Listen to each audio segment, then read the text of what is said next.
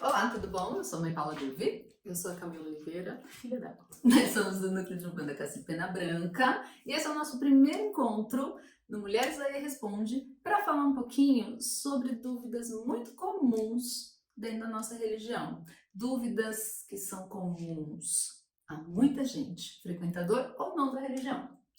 E aí a Camila está recebendo essas dúvidas, está falando um pouquinho hoje, está organizando as ideias um pouquinho, e a gente hoje vai começar a responder. Desse jeito, a gente vai se encontrar toda semana, até que vocês comecem a entender um pouquinho por que é que nós existimos. Aliás, durante o programa, se você tiver alguma dúvida, vai lá, deixa nos comentários, dá o seu curtir, seu like, compartilha, fala para os seus amigos, porque é sempre interessante a gente trazer o conhecimento de uma maneira muito simples. E é esse o nosso intuito.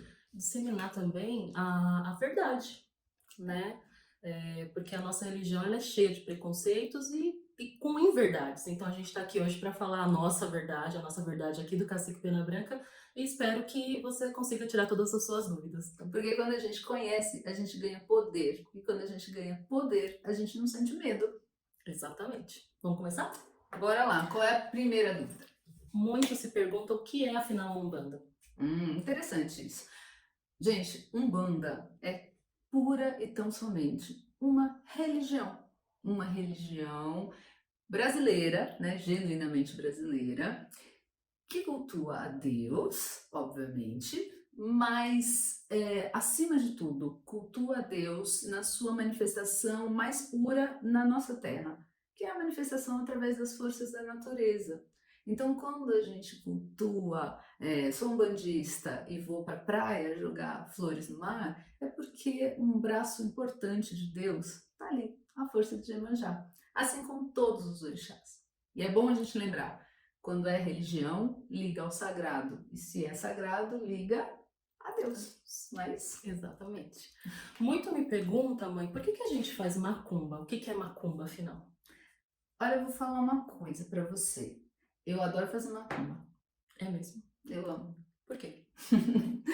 Vamos lá. Muita gente se tornou pejorativo falar em macumbeiro, tá fazendo macumba. Mas macumba, originariamente, é uma árvore africana.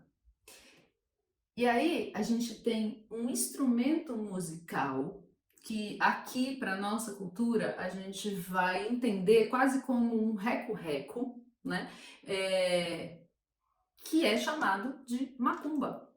A gente tem também uma dança ritual dos macumbeiros. Então, quem é macumbeiro toca um instrumento musical. E nós na Umbanda usamos o som, a acústica do tambor, né? A batida do tambor, a batida muito parecida com o que a gente conhece como os sons da capoeira, os sons do samba. Sim. Mesmo, né? Para criar uma energia interessante. Então, quando a gente diz eu sou macumbeiro, sim, eu toco para o meu orixá, eu danço para o meu orixá, eu gosto de louvar aos orixás através da música. Então, macumba é um instrumento musical. E macumbeiro é quem toca este aparelho musical. Pejorativamente, infelizmente, por causa dessa raiz da árvore africana, muita gente acha que macumba é todo e qualquer tipo de magia ruim, de trabalho espiritual que faça um mal.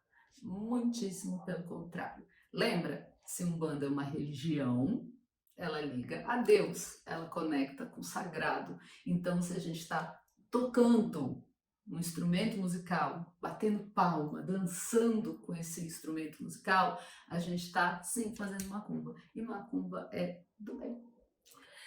E aqui, ó, internamente a gente se chama de macumbeiro. Com muito amor e carinho. Sim, sempre. Ó, me perguntaram também por que vocês não acreditam em Deus, ou melhor, por que o Deus de vocês se chama Oxalá? Aí a gente tem algumas explicações, mas eu vou me ater aqui à Umbanda, ao que a gente acredita na Umbanda. A Umbanda é uma religião monoteísta, ao contrário do que muita gente pensa, a gente não tem diversos deuses. A gente acredita num único Deus, né, numa força superior, né, e a gente chama esse Deus na Umbanda de Olorum. Olorum, a gente chama de Olorum. Em alguns lugares que tem, né, alguma influência do candomblé, a gente vai ouvir Orumilá e a gente vai ouvir Obatalá, não é?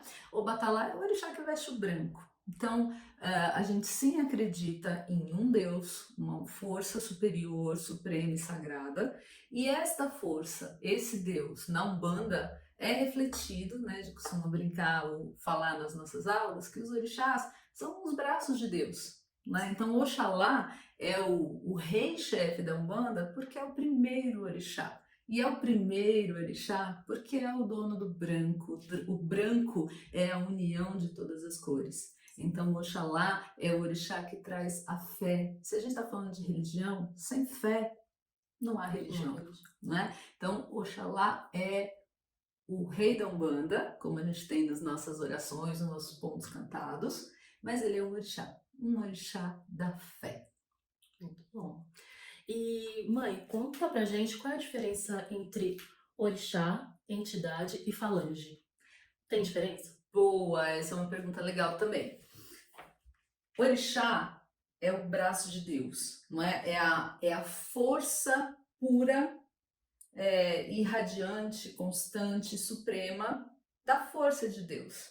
Então a gente tem a força de Deus na fé, a gente tem a força de Deus no amor, a gente tem a força de Deus no conhecimento, na sabedoria, a gente tem a força de Deus na lei, na ordem, a gente tem a força de Deus na justiça, no que é justo e no que traz equilíbrio, a gente tem a força de Deus que traz a evolução, o crescimento, a transformação, e a gente tem a força de Deus que gera em si a própria vida e os diferentes estágios da vida e morte, porque quando a gente desencarna do plano material, a gente está nascendo para o plano espiritual, ou renascendo para o plano espiritual, uma vez que a gente acredita que o ciclo encarnatório faz parte do processo evolutivo do espírito, do que nós somos de verdade. Isso aqui é só uma passagem. Então, os orixás são esses braços de Deus. Né? A gente tem entidades espirituais são os mensageiros de Deus, os falangeiros de Deus. Nada mais são do que bons espíritos de luz, espíritos que têm como missão ajudar a gente a crescer, ajudar a gente a entender questões que talvez a gente não tenha maturidade, sabedoria, discernimento para compreender no momento de vida que a gente se encontra. Então, entidades são espíritos de luz que se manifestam através dos médiuns para orientar. Então, eles são de luz. De luz significa com sabedoria. E eles têm essa sabedoria de entender o nosso tempo. Às vezes a gente quer saber alguma coisa que não está no tempo certo de saber. Então, entidades são os espíritos que têm permissão para se manifestar no nosso plano com o único intuito de ajudar a gente. E as falanges são os grupos de espírito que trabalham com o mesmo objetivo. Então, por exemplo, a gente tem a falange dos caboclos pena branca, que caboclos são espíritos que manifestam a sabedoria, manifesta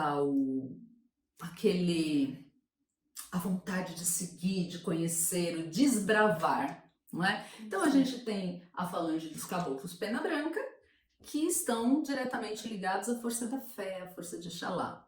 A gente tem a falange, por exemplo, dos caboclos pena verde, que são ligados ao próprio saber, à própria cura. Então, falanges são grupos de espíritos afins, que têm a mesma energia ou a mesma sintonia e se juntam para ajudar a gente. Legal. É fácil, gente, é muito fácil, mas as pessoas gostam de criar uns problemas onde eles não existem. E pegando um gancho no que a mãe falou, no final da nossa série a gente vai explicar pontualmente cada orixá, Para que ele serve, quando que você pede a força dele, e vai ser bem legal. Vai ser muito interessante porque a gente está aqui para descomplicar. E se você tiver alguma dúvida, não esquece de deixar nos comentários, porque a gente vai querer saber quais são as dúvidas de vocês, o que preocupa, o que não preocupa, o que é motivo de controvérsia. Ah, meu terreiro é de um jeito, vocês estão falando que é de outro, tal. Lembra, a gente está falando da nossa vivência, do que a gente aprende com os guias, o que a gente aprende na prática diária. Eu já trabalho há quase 30 anos, espiritualmente, não é? Essa minha filha está engateando ainda, mas está aprendendo bastante. E no meio das nossas conversas, a gente vai falar sobre tudo. Tudo. O que vocês tiverem vontade de perguntar, manda, que as mulheres aí respondem. É isso. É isso aí. O que mais? Tem mais? Vamos fazer uma que o pessoal sempre pergunta. O que é tronqueira e para que ela serve? Todo mundo tem medo dessa tronqueira. Quem habita na tronqueira? Quem habita? A tronqueira é o ponto de defesa de uma casa espiritual. Então a gente tem, geralmente, né, quando você vai a um terreiro, um templo religioso, porque lembra, um terreiro de Umbanda, um templo de Umbanda, uma tenda de Umbanda, uma casa de Umbanda, independente do nome que você der, é um templo religioso, portanto é uma igreja. Não é? Um local sagrado, um local onde você vai buscar força com o que você considera sagrado, com uma energia que te faz bem. Então a gente tem o altar, onde a gente vai encontrar os orixás, ou a figura dos orixás, seja eles na forma de santos, na forma de guerreiros africanos, sejam eles na manifestação dos minerais, mas tem N formas, a gente vai falar sobre isso. Se tem alguma dúvida sobre o altar, manda para nós, que nós vamos responder, né? Mas a tronqueira é o altar do povo da esquerda, ou seja, é o ponto de defesa, porque o povo da esquerda, e também nós vamos falar muito sobre o povo da esquerda, manda lá, o que você quer saber sobre Exu, sobre Pombagira, sobre Mirins, é o ponto de defesa, é onde os nossos guardiões, onde os nossos defensores têm a força ali concentrada. Portanto, todo terreiro tem uma tronqueira, sim. É pro mal? Não. É o capeta? Muito menos. Portanto, é onde a gente se defende. E essa vida é uma batalha diária. Portanto, a gente sempre precisa de uma boa ajudinha. Bom, e para finalizar esse vídeo, e falando dessa defesa, por que a gente toma banho de defesa? Para que ele serve? Por que a gente tem que tomar esse banho? Os banhos espirituais, né, quer dizer, os banhos de ervas, são muito utilizados dentro da nossa ritualística de Umbanda, porque eles concentram o axé, ou seja, a força que vem da natureza. Então é muito comum você ter o uso de ervas, o uso de cristais para potencializar esses banhos, mas a gente tira o que a gente chama de axé, de energia divina pura. Porque lembra lá, na primeira pergunta, o que é Umbanda? É a manifestação de Deus através das forças da natureza. Portanto, aonde a gente busca a cura, onde a gente busca reenergizar, onde a gente busca acalmar? Na natureza. Portanto, os banhos de ervas são utilizados para que a gente renove a nossa energia espiritual. E aí tem banho de defesa, que é um banho com ervas que têm uma energia de proteção ou estão sob o guarda-chuvinha ali de orixás que protegem.